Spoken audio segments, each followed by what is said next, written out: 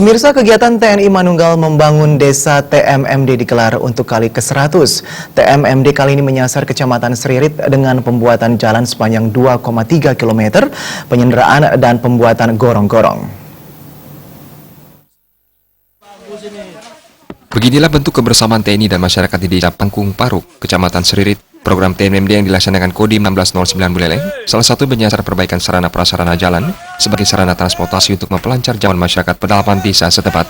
Kegiatan TMMD ini sudah menunjukkan bukti dalam rangka peran serta TNI dalam membantu upaya peningkatan taraf hidup masyarakat, sekaligus memperkokoh kemanunggalan TNI bersama rakyat sebagai perekat dan pemersatu bangsa, sehingga di masa yang akan datang mampu secara bersama-sama untuk mengatasi segala bentuk ancaman, hambatan, dan tantangan.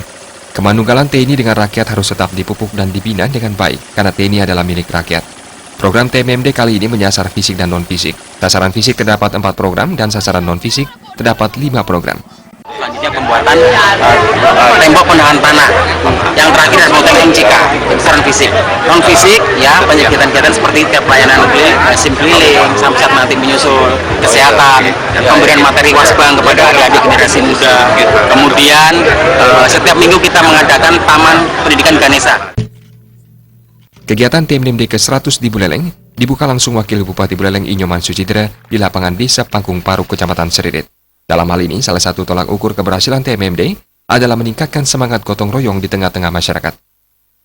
Sudah bantu dari pemerintah Kabupaten Buleleng sangat menyambut baik, dan bahkan mungkin kalau bisa setiap tahun ada kegiatan seperti ini menyasar dari desa-desa atau kecamatan yang lain yang masih sangat memerlukan kegiatan-kegiatan seperti ini. Masih banyak Pak di Buleleng desa-desa yang membutuhkan. Masih dengan topografi yang Buleleng yang sangat luas, topografi.